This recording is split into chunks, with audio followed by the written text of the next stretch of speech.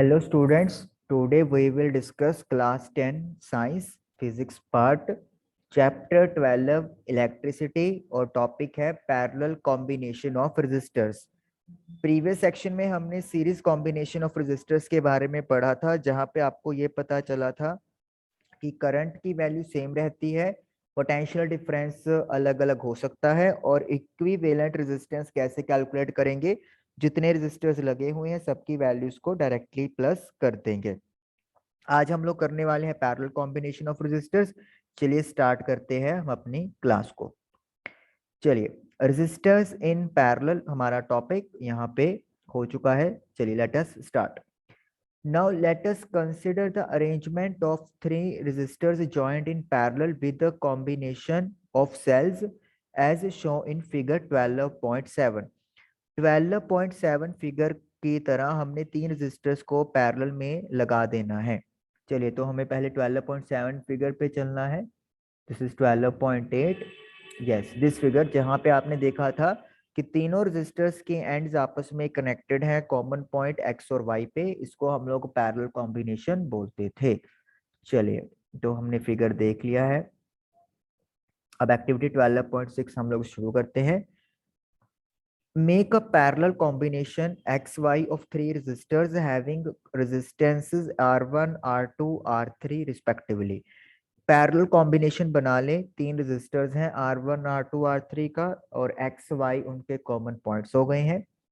Connected with battery a plug key and ammeter as shown in figure 12.10। तो जैसा आपको figure में दिख रहा है सामने, उसी तरीके से आपने इनको अरेंजमेंट कर देना है। प्लग की, एमीटर, वोल्टमीटर आपने लगा देना है। Also connect voltmeter in parallel with the combination of resistors. एक वोल्टमीटर भी लगाना है पैरेलल में, जैसा कि फिगर में दिखाया गया है। प्लग द की, अब की प्लग कर दे and note the ammeter reading, और करंट की रीडिंग आपने नोट करनी है। Let the current be I, circuit में जो करंट है उसको हम लोग आई लेट कर लेते हैं। Also take the voltmeter reading, और इसी के साथ आपने वोल्ट मीटर की रीडिंग भी नोट करनी है। It gives the potential difference V across the combination. इससे आपको पोटेंशियल डिफरेंस V की वैल्यू मिलेगी जो कि कॉम्बिनेशन के अक्रॉस होएगा। The potential difference across each resistor is also V। हर रेजिस्टर के अक्रॉस मतलब L और M, P और Q, S और T, यहाँ पे भी अगर हम लोग वोल्ट मीटर लगाएंगे तो यहाँ पर भी हमें वैल्यू जो है वो V ही मिलेगी। This can be check by connecting the voltmeter across individual resistor. तो आप इंडिविजुअल रजिस्टर के अक्रॉस यानी कि LM, फिर PQ और फिर ST पे कनेक्ट करके इसको वेरीफाई भी कर सकते हैं। और इसके लिए इन्होंने कहा है कि हमने एक फिगर भी दिया है 12.11, जैसे कि आपके सामने है। पहले L और M के बीच में लगा दिया, फिर यहाँ से रीडिंग नोट करके P और Q के बीच में, और फिर S और T के बीच में। और हर बार हम लोग देखेंगे कि V की वैल्यू सेम आएगी। Take out the plug from the key में से प्लग निकाल दे। Remove the ammeter and voltmeter from the circuit, circuit में से एमीटर और वोल्टमीटर दोनों को हटा दे। Insert the ammeter in series with resistor R1। अब आपने एमीटर को रेजिस्टर R1 के साथ सीरीज में लगा देना है, जैसा कि फिगर में दिखाया गया है। Note the ammeter reading I1, और जब आप दोबारा प्लग लगा देंगे तो जो करंट फ्लो करेगा एमीटर की रीडिंग उसको आप लोग लिख लोगे I1, जैसा कि यहाँ पे लिखा हुआ है। Similarly measure the currents through R2 and R3। अब आपने एमीटर यहाँ से हटा के यहाँ पे और फिर यहाँ पे, तो यानी कि आपने इसी तरीके से करंट मेजर करना है through R2 and R3। Let these be I2 and I3 respectively, और इन करंट्स को I2 और I3 मान लेते हैं। What is the relationship between I1, I2, I3। तो कहता है क्या रिलेशन आपको देखने को मिल रहा है I1, I2 और I3 के बीच में। I1, I2 और I3। चलिए, डेरिवेशन का एक पार्ट है जो इन्होंने दिया किया हुआ है, तो हम लोग वो यहाँ पे कर लेते हैं। हम लोग क्या देखने वाले हैं कि जैसे सीरीज में वोल्टेज क्या होती थी, इंडिविजुअल वोल्टेज का सम के इक्वल होती थी, उसी तरीके से पैरेलल में अब यहाँ पे क्या होएगा, करंट जो है वो हमें इंडिविजुअल सम करके टोटल वैल्यू प्रोवाइड कर देगा। तो यानी कि पैरेलल में जो टोटल करंट होगा वो I1 plus I2 plus I3 के इक्वल होगा। अब हम लोग क्या करेंगे, अब इन तीन रेजिस्टर्स के थ्रू निकालेंगे कि इक्विवेलेंट रेजिस्टेंस कैसे निकालते हैं। मान लेते हैं हम लोगों ने इन तीनों की जगह एक रेजिस्टर लगा दिया है जो कि इन तीनों का काम कर रहा है, और इस रेजिस्टेंस को आप लोग वैल्यू मान लो आरपी, जैसे इन्होंने हमें बोला हुआ है। करंट जो है वो आई मानेंगे कि आई ये करंट इसमें से फ्लो कर रहा है, और जो पोटेंशियल डिफरेंस है वो वी होगा। तो ओहम्स लॉ के अकॉर्डिंगली वोल्टेज का फॉर्मूला क्या होता है, आई इंटू आर, आरपी लिख देंगे। तो फिर आरपी की वैल्यू क्या हो गई, voltage upon current. This is first equation, let me से। उसके बाद हमने बात की कि जो आई है वो किसके इक्वल है, I1 plus I2 plus I3। Okay, white board पे चलते हैं हम लोग, स्पेस का इशू है। चलिए, यस हमारे पास व्हाइट बोर्ड आ गया, तो अब आप आराम से यहाँ पे कर सकते हैं। Just a second.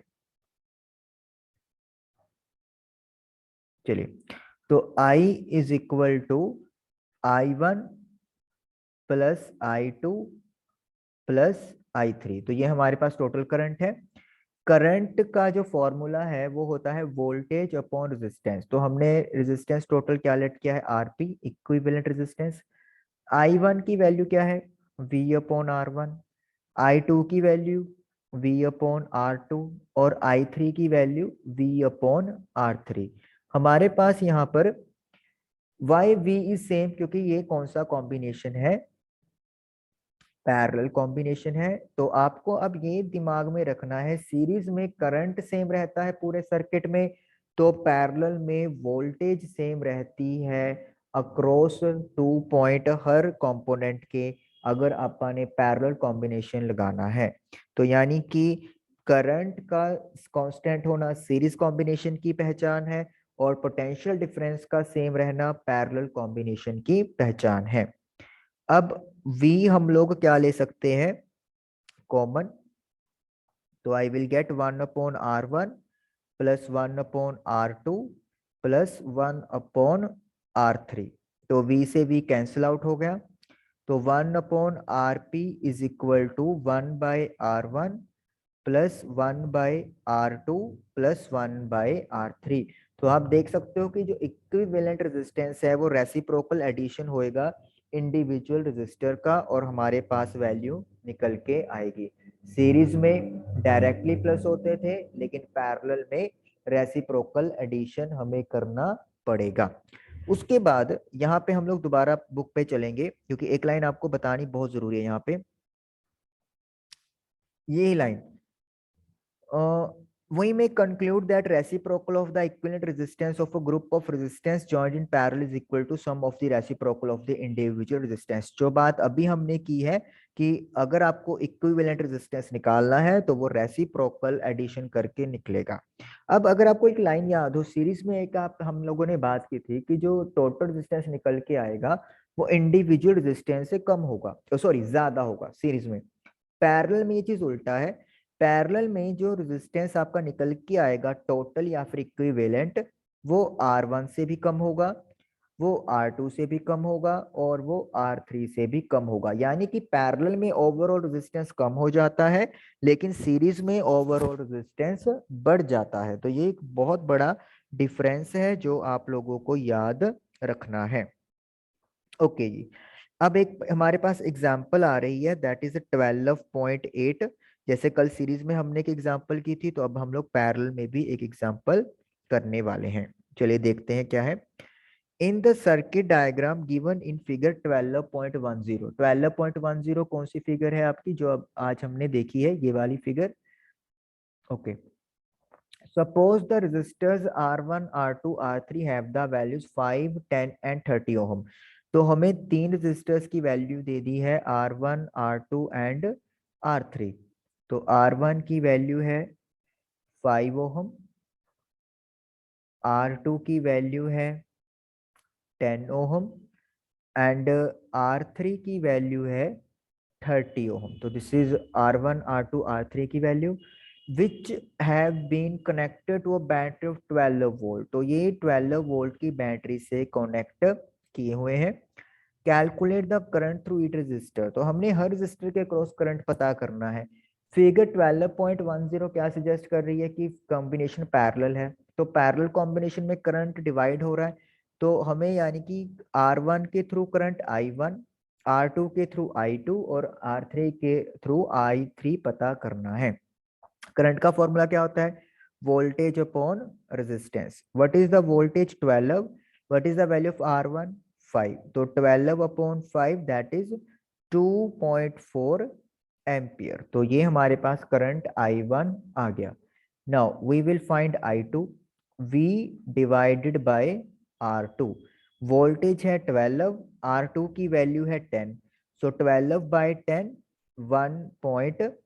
V same क्यों ले रहे हैं? क्योंकि पैरेलल कॉम्बिनेशन है. पैरेलल में वोल्टेज या पोटेंशियल डिफरेंस सेम रहता है. I3 का formula V upon R3.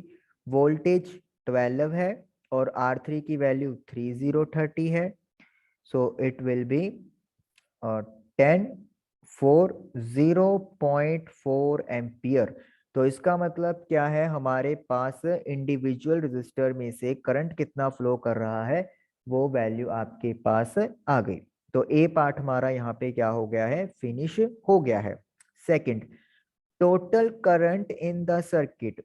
Current कितना फ्लो कर रहा है टोटल सर्किट के अंदर वो फ्लो कर पता करना है. तो टोटल करंट अभी हमने देखा पैरेलल में क्या होता है, सभी इंडिविजुअल करंट्स को ऐड कर दो. तो यहाँ पे हमारे पास I1, I2, I3 है. इन तीनों वैल्यूज को हम लोग प्लस कर देंगे तो इट विल बिकम 2 3 4. तो यानी कि 4 एम्पियर का करंट हमारा टोटल सर्किट में से फ्लो कर रहा है. उसके बाद है total circuit resistance. Total resistance कहते हैं फाइंड आउट करें. अब रेजिस्टेंस का फॉर्मूला बाय ओहम्स लॉ क्या होता है ये आपको पता है. R is equal to voltage upon current. क्योंकि हमें टोटल रेजिस्टेंस पता करना है. तो टोटल वोल्टेज कितनी है? 12. और टोटल करंट कितना है मेरा? 4. तो कट करके कितना आ गया? 3 ओहम. अब आप देखिए जो रेजिस्टेंस की वैल्यू टोटल आ रही है आपके पास वो इंडिविजुअल से कम है. और पैरेलल में हमने यही बात अभी पढ़ी है कि पैरेलल में ओवरऑल वोल्टेज या पोटेंशियल डिफरेंस कम हो जाता है. ओके, अभी हमने एक पैरेलल का रेजिस्टेंस का फॉर्मूला भी सीखा कि इक्विवेलेंट रेजिस्टेंस अगर निकालना हो तो how can we find. We can find by applying this formula 1 upon R1 plus 1 upon R2 plus 1 upon R3. तो हम लोग इस तरीके से भी अपना आंसर निकाल सकते हैं. R1 की वैल्यू 5 है, R2 की वैल्यू 10 है और R3 की वैल्यू 30 है. आप 30 एलसीएम ले सकते हो. 6 प्लस 3 प्लस 1. तो यू विल गेट 10 अपॉन 30. तो ये बन गया आपके पास 1/3. तो ये 1 अपॉन आरपी है. तो आपको आरपी निकालना है तो रेसिप्रोकल करना पड़ेगा आपको. तो यानी कि 3 ओहम आंसर आपका आ गया. तो आप देख सकते हो सेम आंसर आ रहा है. तो मतलब आप कोई भी मेथड अप्लाई कर सकते हो. आप दो को हमेशा सही आंसर ही आपको मिलने वाला है. तो ये हमारा एग्जाम्पल 12.8 कंप्लीट हो गया. चलिए अब आगे देखते हैं कि क्या है हमारे पास. ओके, एक और एग्जांपल हमारे पास आ रही है. Let us do this example also. In figure 12.12. तो इस फिगर में आपको R1, R2, R3, R4 और R5. तो R1, R2, R3, R4 और R5 पांच रजिस्टर्स की वैल्यू आपको दी हुई है. And 12 volt battery is connected to the arrangement. और एक 12 वोल्ट की बैटरी कनेक्ट कर दी गई है. यहाँ पे ये जो बैटरी है वो 12 वोल्ट की है. Calculate the total resistance. तो सबसे पहले हमें इस सर्किट का टोटल रेजिस्टेंस फाइंड आउट करना है. चलिए लेट अस स्टार्ट. कैसे करेंगे फाइंड आउट देखते हैं.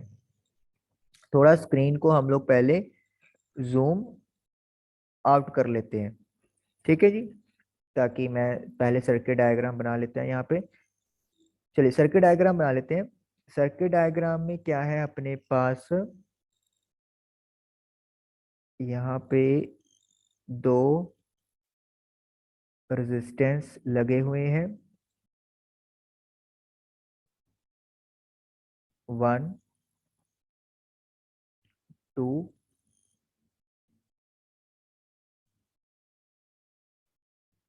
और यहाँ पे बैटरी है हमारे पास।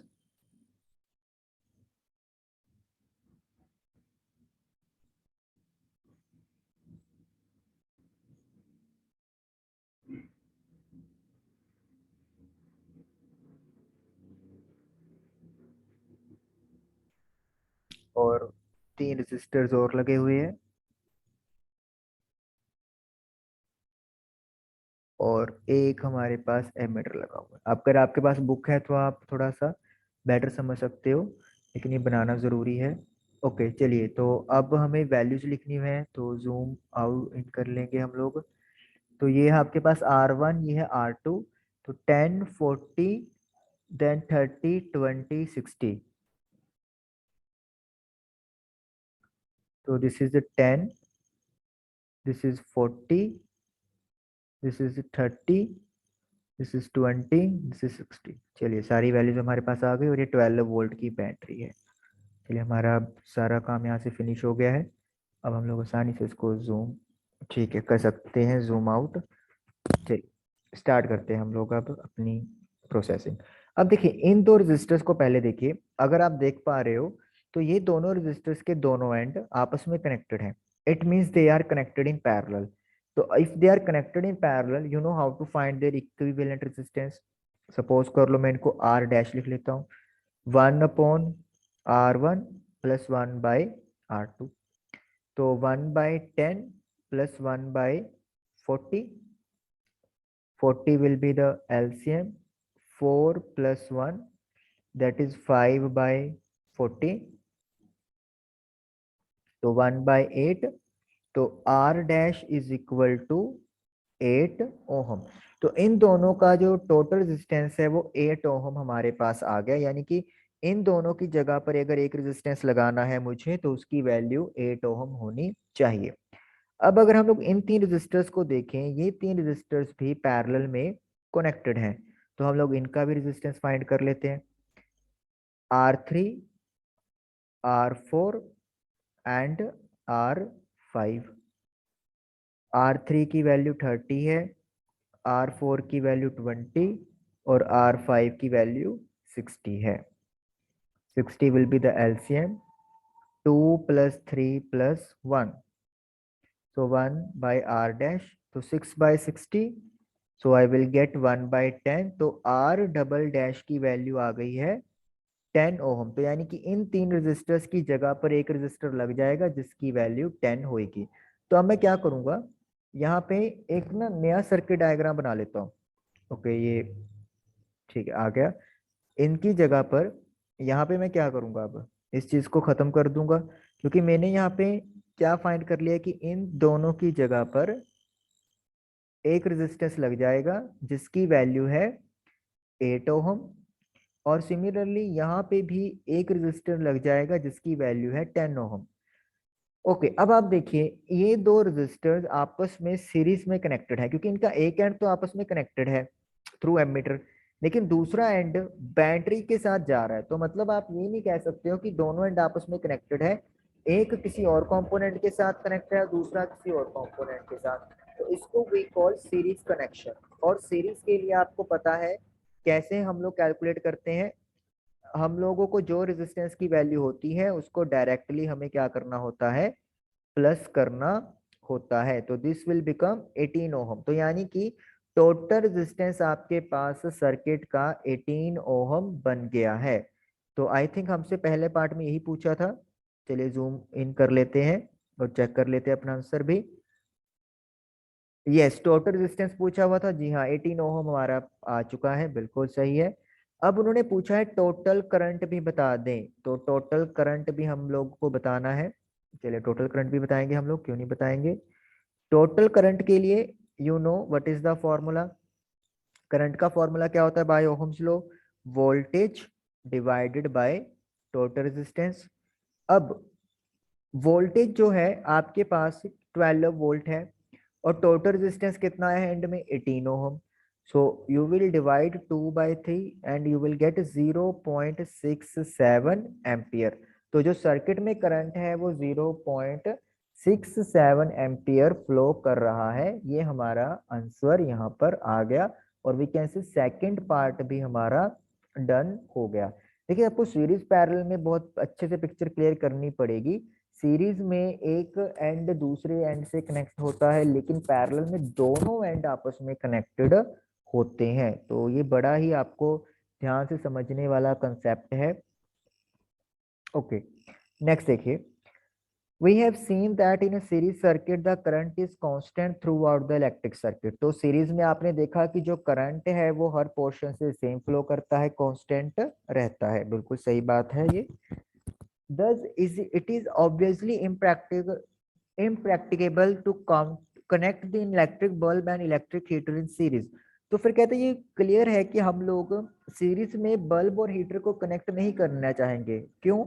दे need current of widely different values to operate properly. क्योंकि अगर उनको हम लोग सीरीज में लगा देंगे तो इसका मतलब क्या होगा कि वो same amount of current draw करेंगे।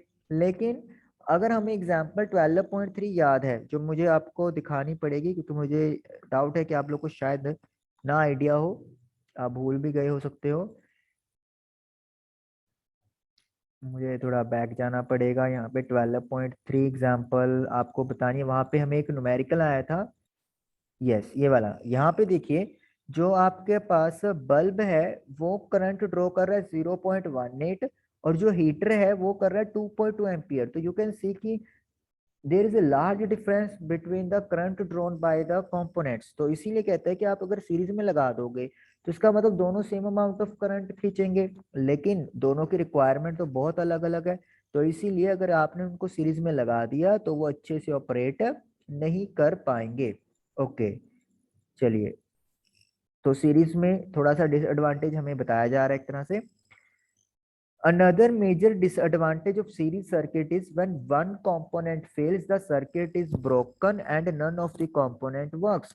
दूसरा बड़ा डिसएडवांटेज ये है कि अगर आपने सीरीज में कॉम्बिनेशन में डिवाइसेस लगा दिए और एक भी अगर डिवाइस आपका बीच में खराब हो गया तो पूरे के पूरे सर्किट में लगे हुए सारे कंपोनेंट काम नहीं करेंगे, क्योंकि कनेक्शन कट जाएगा और सारे के सारे कंपोनेंट काम करना बंद कर देंगे। If you have used fairy lights to decorate buildings on festivals, on marriage celebrations, etc., you might have seen the electrician spending a lot of time in trouble locating and replacing the dead bulb। Each has to be tested to find out which has fused or gone। तो जो decoration वाली लड़ियां होती हैं series वाली, उसमें क्या होता है अगर एक भी बल्ब फ्यूज हो जाए तो फिर वो पूरी की पूरी जो लड़ी है वो काम नहीं करती। तो इसीलिए जब आप ऐसी लड़ियों को यूज करते हो और वो नहीं चल रही होती है तो जो इलेक्ट्रिशियन होता है उनको हर बल्ब चेक करना पड़ता है, ये चेक करने के लिए कि कहीं ये बल्ब फ्यूज तो नहीं, और जहां पे भी वो बल्ब फ्यूज हो जाता है वो उसको हटा के डायरेक्ट कॉम्बिनेशन कर देते हैं। तो इसीलिए इसमें टाइम कंज्यूमिंग बहुत है, आपको ट्रबल लोकेट करने में हर सिंगल सिंगल कंपोनेंट चेक करना पड़ता है। ऑन द अदर हैंड दूसरी तरफ parallel circuit divides the current through the electrical gadget. Parallel में हमने देखा कि जो करंट होता है वो डिवाइड हो जाता है। ये करंट डिवाइड कैसे होगा? According to the device. जिस डिवाइस की जितनी रिक्वायरमेंट होगी वो डिवाइस उतना ही करंट ड्रॉन करेगा। Total resistance in a parallel circuit is decreased as per equation. और हमने अभी डिस्कस किया कि पैरेलल में जो ओवरऑल रेजिस्टेंस है वो इंडिविजुअल से कम हो जाती है। सीरीज में रेजिस्टेंस इंक्रीज हो जाता है, लेकिन पैरेलल में ओवरऑल या टोटल रेजिस्टेंस कम हो जाती है। This is helpful particularly when each gadget has different resistance and requires different current to operate properly। तो पैरेलल कॉम्बिनेशन हेल्पफुल है क्योंकि हर गैजेट की जब रेजिस्टेंस डिफरेंट होती है और उनको अलग अलग अमाउंट का करंट चाहिए प्रॉपर वर्क करने के लिए, तो आपको पैरेलल कॉम्बिनेशन ही लगाना होता है। तो इस तरीके से हम लोग ये देखते हैं कि parallel combination as compare to series ज्यादा बेनिफिशियल है for the household purpose, for the factory purpose. इसीलिए हम लोगों के जो कंपोनेंट होते हैं घर में फिटिंग होती है वो पैरेलल कॉम्बिनेशन की ही होती है। सीरीज में आपका घर का इलेक्ट्रिक फ्यूज लगाया जाता है ताकि अगर डिवाइस कोई खराब हो जाए तो वो फ्यूज के थ्रू सारे डिवाइस को क्या कर दिया जाएगा, शट डाउन या ऑफ कर दिया जाता है, क्योंकि फ्यूज जो होता है वो सीरीज में कनेक्टेड होता है। चलिए, इसके बाद हमारे पास 5 न्यूमेरिकल्स आएंगे सीरीज पैरेलल कॉम्बिनेशन के बेसिस पे। लेकिन उससे पहले आप लोग को ये पैरेलल कॉम्बिनेशन की रिवीजन जरूर करनी है, सीरीज की भी करनी है, ताकि आप लोग को एक बार ये टॉपिक क्लियर हो जाए। फिर we will do these numericals in next session. Thank you for watching the video.